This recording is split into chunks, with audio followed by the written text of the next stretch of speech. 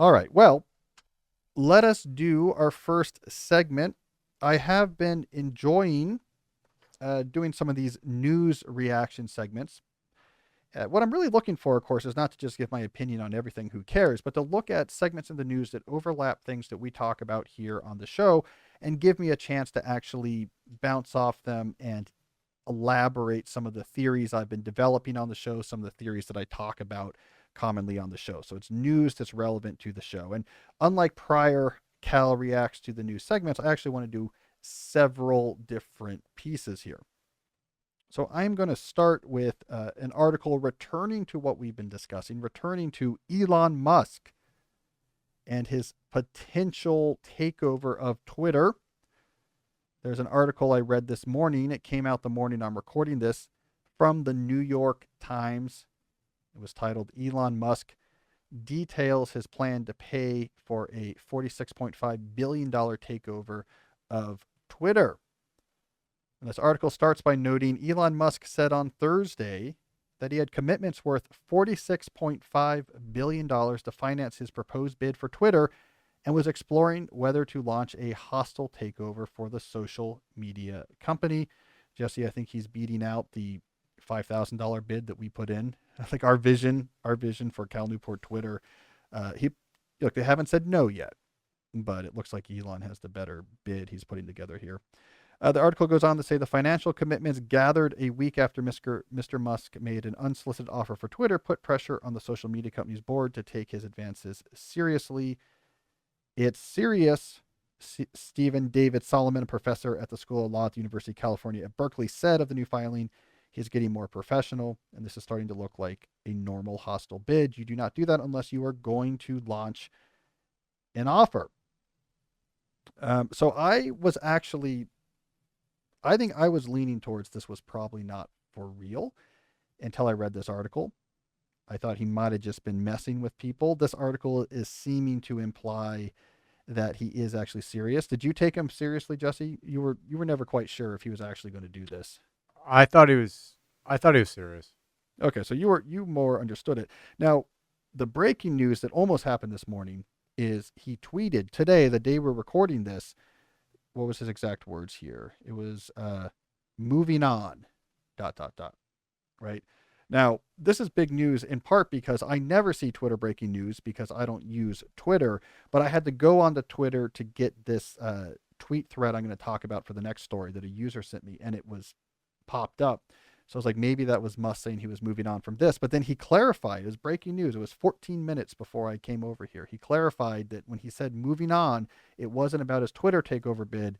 It was him moving on from making fun of Bill Gates because Bill Gates had shorted Tesla stock at a time where he was talking a lot about climate change. So I guess Elon Musk has been dunking on Gates recently for that. Captain Climate Change is shorting Tesla stock.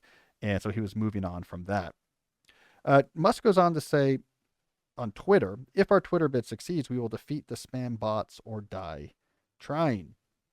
So that's interesting because that's a new spin. I think a lot of the coverage of Musk's plans for Twitter had to do with content moderation. We'll get into that more here in a second.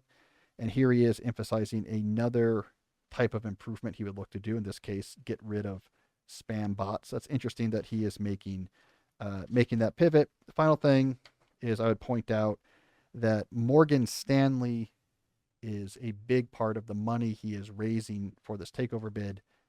And they quote a lecturer from Cornell University saying there are lots of very senior people at Morgan Stanley that are responsible for that brand.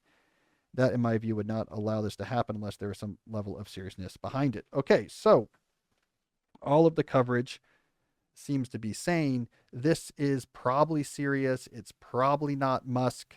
It's probably not Musk messing with us.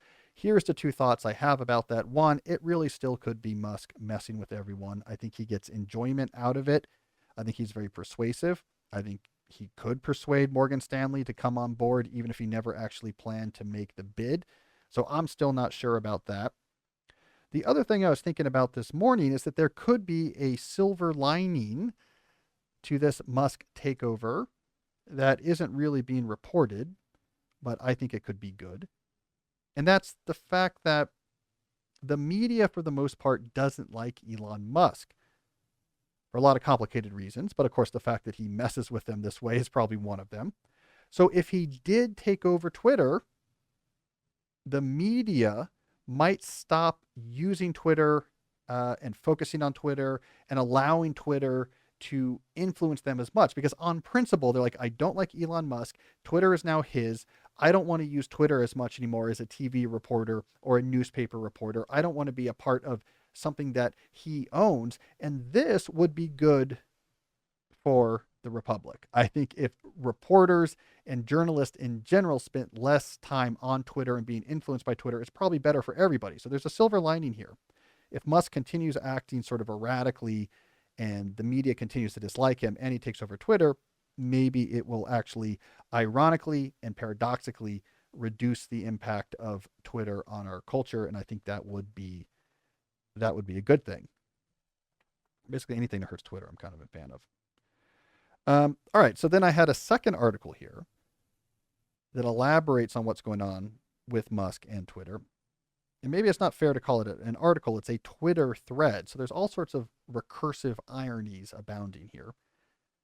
It's from the former CEO of Reddit, Yisheng Wang, and hat tip to listener Andy, who emailed this to me. In general, by the way, if you have tips or articles you think I would like, my longtime address for that is interesting at calnewport.com. That's where Andy sent me this Twitter thread.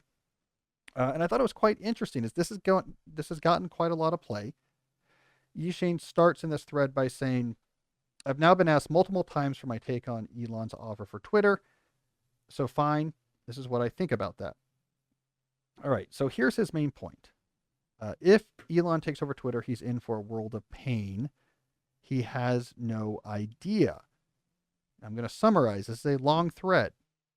But Yishan says, there is this old culture of the internet, roughly Web 1.0 and early Web 2.0, that had a very strong free speech culture. This free speech idea arose out of a culture of late 90s America where the main people who were interested in censorship were religious conservatives.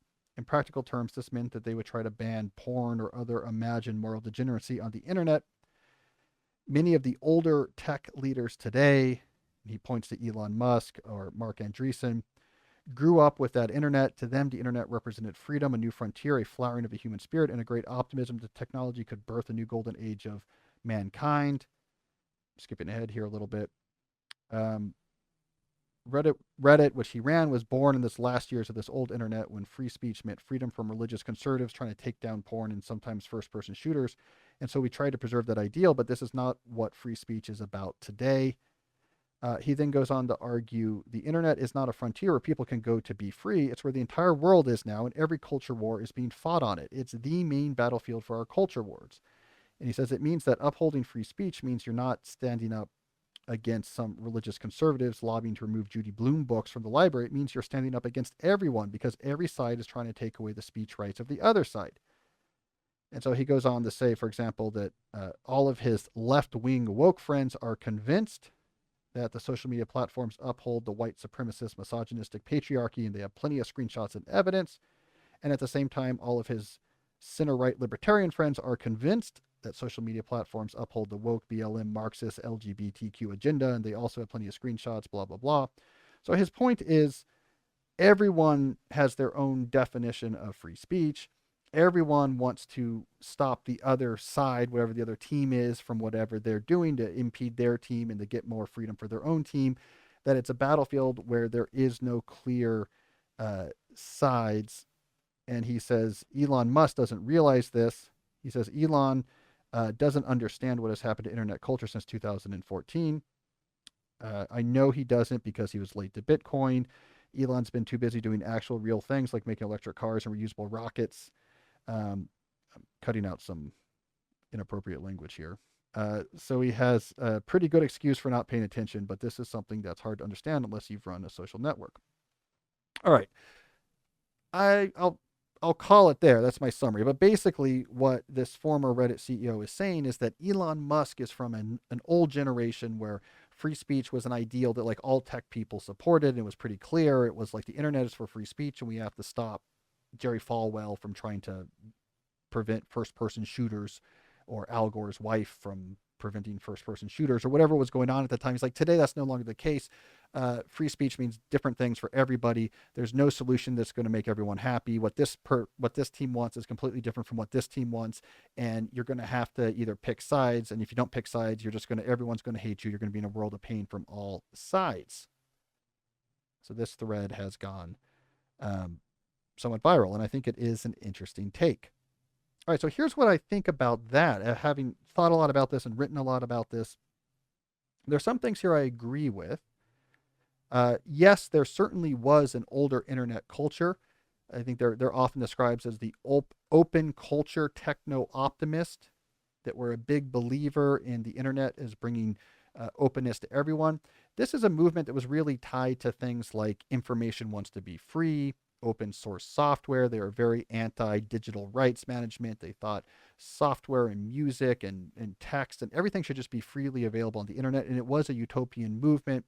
It came out of California techno-optimist circles. Kevin Kelly, who I know and respect, was one of the big thinkers of that. So that movement did exist.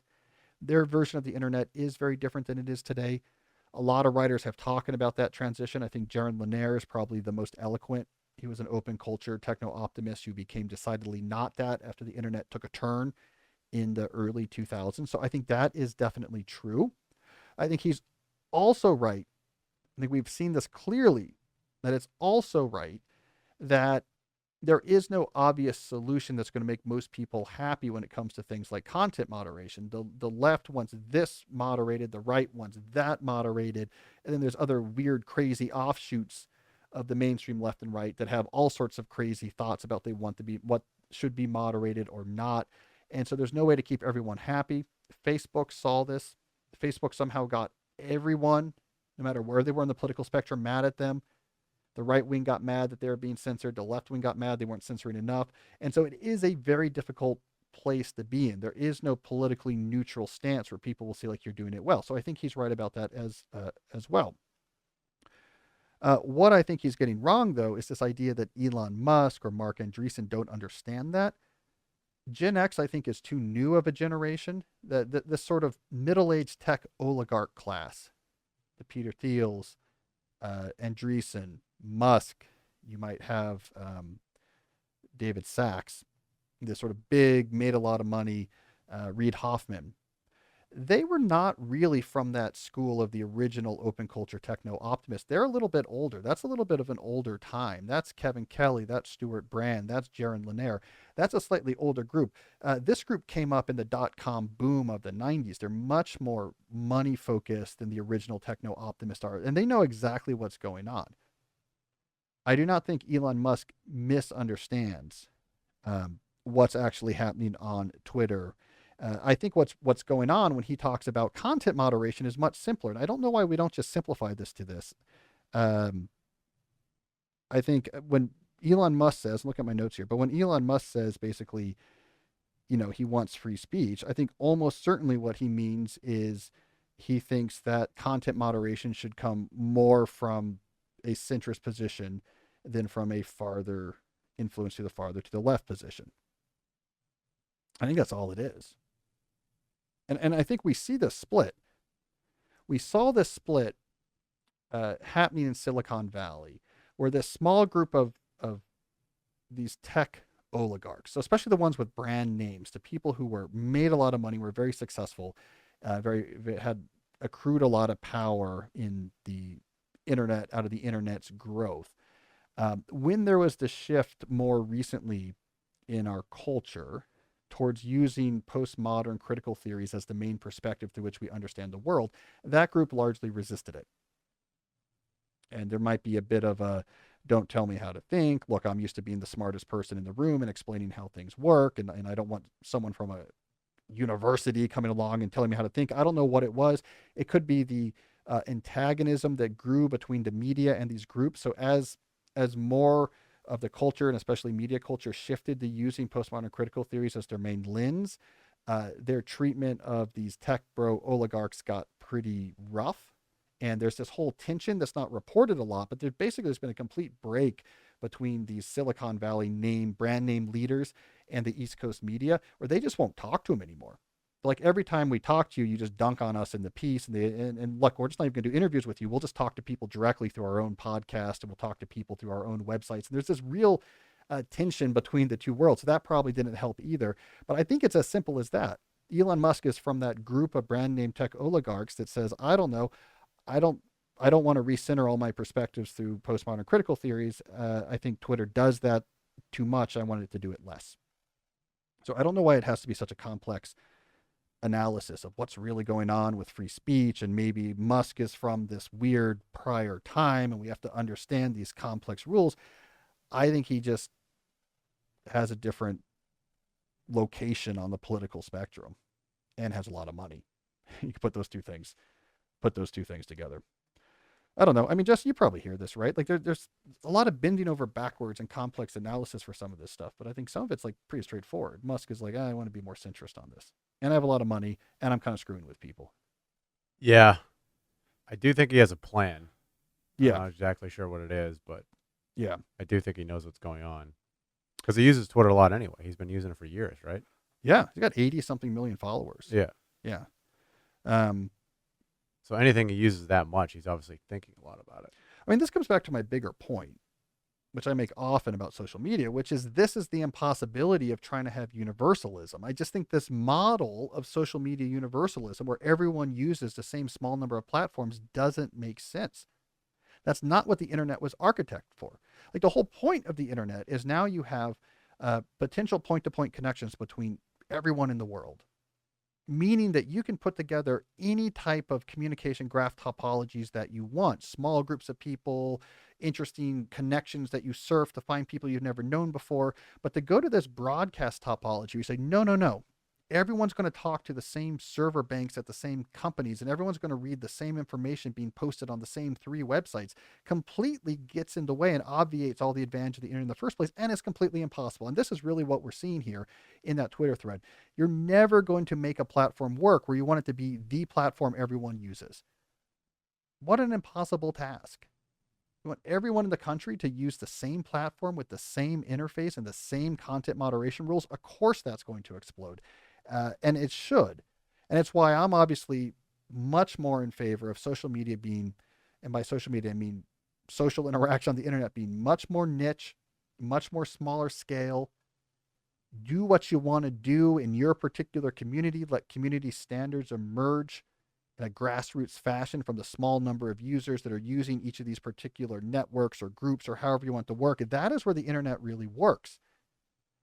That people who are into X have a place to go and hang out with people that are into X. And the standards for how they talk about things might be really different than people who are into Y. And the people who are into Y don't have to know what the people that are into X are talking about. And we don't have to have some sort of common set of rules that the people from X and Y both have to follow. And so I think the folly here, the Shakespearean tragedy underlying all this, is this push towards we need a digital town square. We need one service that everyone uses. So look, I don't think Musk doesn't know what's going on. I don't think he's Kevin Kelly reincarnated and is being too techno optimistic. He knows what he's doing.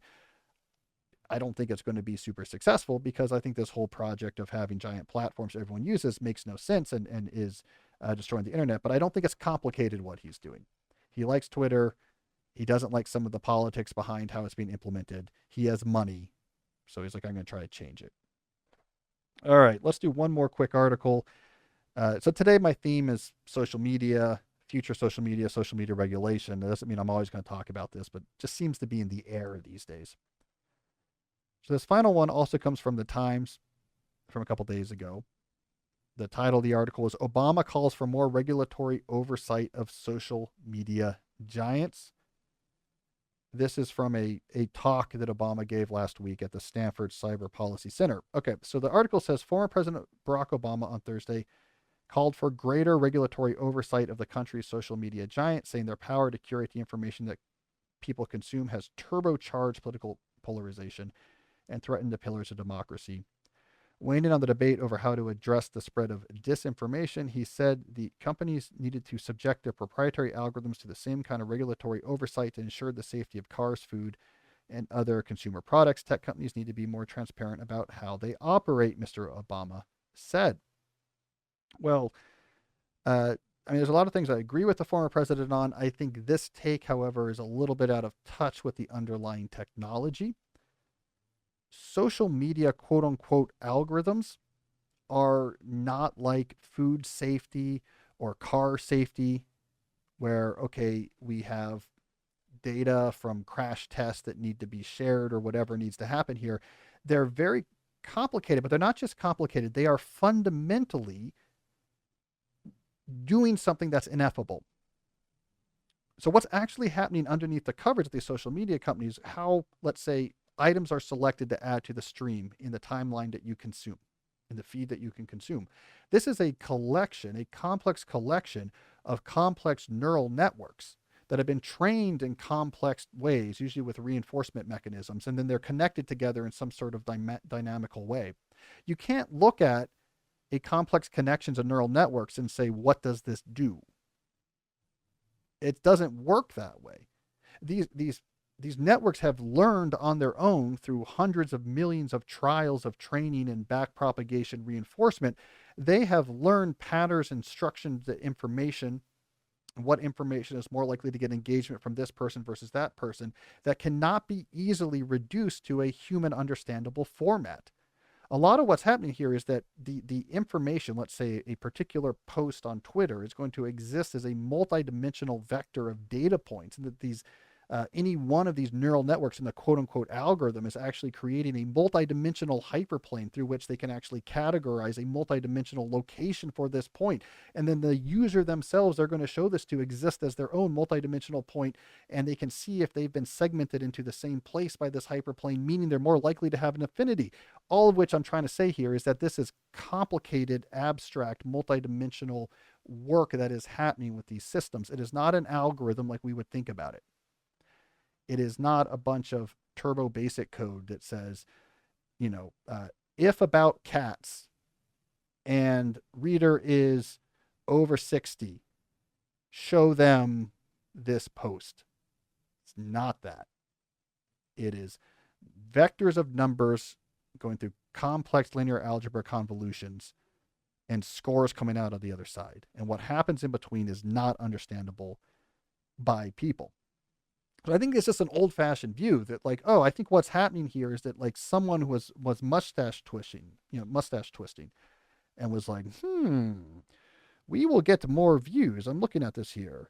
These people like hearing why vaccines are bad. So let me just type into here, show articles about vaccines being bad, because then we will get more money. And the regulator's here. And he says, don't put that in your algorithm. So, okay, I'm going to take that out of my algorithm here. That's not how it works. It's these, again, it's incredibly complex and abstract, and you can't break it down into what's really happening. Now, furthermore, even if you could, it would be disastrous for these companies if you could somehow make this algorithm interrogatable, right? So maybe you want to apply an explainable AI approach here and say, well, let's just interrogate the algorithms, see what it says is, let's put in different things and see which it prefers. But if you did that, then everyone would start scamming the system. Everyone trying to get people to look at their dubious diet pill site or whatever would figure out exactly what to put in their text so that it would dominate everything else. It'd be like showing spammers the spam filter that Gmail used. Everything would then slip through the filter because they could just sit there and work with it to figure it out. So you can't really make it clear. Anyways, again, I respect the former president. I'm just saying this is out of date with what's going on with this technology. It's not so simple. It's not you're going in there and turning knobs. This knob is turned towards bad information. Let's just turn that down. And this knob is turned towards good information. Let's turn it up. The reality, I think, is much more complicated.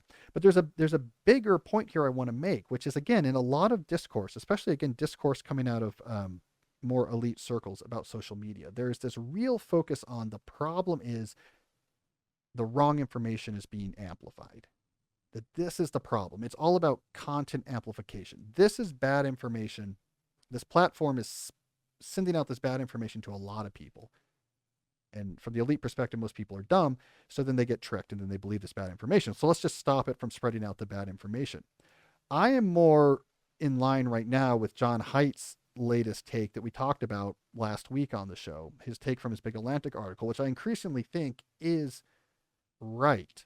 And I think it gives us a more nuanced understanding of the issues with social media than simply saying it pushes the bad information more than the quote unquote good information. Because if you'll remember from our discussion of John Haidt's Atlantic article, what he was arguing is the problem is not what it does to information, it's what social media does to the people, what it does to the people who are interacting on social media. And his whole point was once these platforms shifted towards viral dynamics, where something could get a huge amount of attention right away, things could blow up really quickly. He said this really changed the way that people use social media.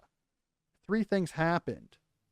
One, there became immediate there could be immediate consequences if you sort of say the wrong thing. Your team could swarm in a way that was breathtaking, and it became, he called it, a vigilante culture, where out of nowhere you could have people just piled on and destroyed. Two, it created a culture then where you became very wary of letting the other team, depending on how you define the other team, gain any ground. Can't let the other team gain any ground. So we got to like quickly tamp down our attack. If we give in on anything, that might get amplified. So it created this really tense, anxious type of environment. And three, that drove out almost everyone but the extremes. So as Haidt documents, you're left with the extremes on the left and the extremes on the right, basically fighting back and forth, desperate to avoid being attacked by their own team, desperate not to give any ground to the other team. It became a spectacle of the elite extremist. That is what is happening on a platform like Twitter right now. And it's great entertainment for those groups and a larger group of adjacent people that quietly like to watch it. But it's a terrible environment. So the incentives there are incentives where really wonky information, really weird, bad information can really spread and take hold, because the point there is not, hey, let's try to spread interesting information. It's we're going to win and I don't want to get hung by my own team. So we'll grasp onto something crazy if that gives us a little advantage. And we will ignore refuting evidence about something with diligent blinders if that might lead to an attack, if I acknowledge it, or if I might give the other team room. So Haidt's argument is the problem is not what is the social media algorithms, how do they amplify or choose what information to amplify. It's what do they do to the people? And the viral dynamics turn people into these weird, obsessive, extreme tribal warriors. And that is an environment where really wonky or bad information can spread, can take hold, can be really difficult to dislodge. I think if there was somehow a way to really dunk on, Trump by believing in flat earthism, you would see a lot of flat earthism. Other way around, if there's some way to really get at Biden, if by believing in lizard people stories are going to spread really strong and people are really going to grasp them. It's not the information that matters here. It's the human dynamic. Social media warps the people to a mode in which all sorts of crazy stuff is going to spread. So again, that's why I think the solution is we got to get away from platform universalism. We got to get away from this idea that everyone needs to be on the same platform, that we need these quote unquote, what we call digital town halls, which aren't digital town halls at all. It's the digital Roman Colosseum. It's a spectacle for elite extremists doing combat and the small group of people who like to watch the blood. But it's a spectacle that has a trickle-down impact on everyone. Most people don't use Twitter. Most people, the vast majority of people, never post anything on Twitter. But there's huge impacts about what happens in their life because of what's going on in that elite Colosseum. And I think Haidt is absolutely right about that. And the problem is not just, again, we have to go in there and turn some content knobs. Don't promote this content, promote that content. We're way past that. We got to stop the impact it has on people. And I think the way we do that is we de-emphasize the importance of these platforms. Once we recognize it's an elitist spectacle, maybe we'll spend less time paying attention to it. We'll reduce its impact. So Obama goes on to say one of his proposals was to look at Section 230 of the Communications Decency Act, which protects social media platforms from liability for content that their users post. So he is supporting proposals to get rid of that. That makes companies more liable for what's posted. And again, I think that's interesting. 230 is complicated. Like technically 230 is what would give me protection if commenters on my blog said something damaging or illegal. 230 would say, well, it's I'm not going to be held responsible for what other people posted on my platform. The social media companies really lean into 230. I'm not opposed to the idea of getting rid of 230 to some degree, because I think, again, anything that might lead to fracturing social media, is probably going to be better for everyone involved. I mean, I'd like a world if like, okay, we drop 230 and maybe I have to turn comment threads off because like I don't be liable, sure. But it means that it's no longer legally viable to be a massive universal platform. And what you get instead is more of a Reddit type culture of smaller communities where there's community moderation and people are responsible for what's posted on there, and there's care to how the community interacts, and the people who are really into this are not talking to the people who are really into that. That's probably a better world. So probably from a legal principle, there's problems with just saying drop 230, but I like anything that might fracture social media away from this form it is now, where we have the spectacle of the elites. And though most of us don't want to pay attention to it, it ends up really affecting our life. So I don't know. You probably know Twitter better than I do, Jesse. I don't think so. I You never don't go know it on either? Twitter. Yeah. See, that's the thing. Most people don't. And yet it has a big impact on all of our life. Like it could have a big impact on how our employers operate, the news we receive, the legislation taken up or not taken up, what politicians pay attention to. It's like the Roman Colosseum, and the only people going there are like the elite landowners because they really like it. But what's happening in the Colosseum is completely affecting what happens to the rest of the Roman citizens who are just like out there trying to run their farms. It's a great analogy. Yeah, and I give Haidt. I think Haidt actually mentioned the Roman Colosseum in his Atlantic article, so I'm sort of taking and running with his perspective. But it's elite capture, and I think that's all this stuff is. That's what keeps capturing me about all of this. Is it's we're in 1750 France, and there's like huge arguments going on about the Hall of Mirrors at Versailles. It's like it's not what most people in France cared about right then. And so I think there's more of that going on with social media than other people are willing to let on. So there we go. That's what I think about that.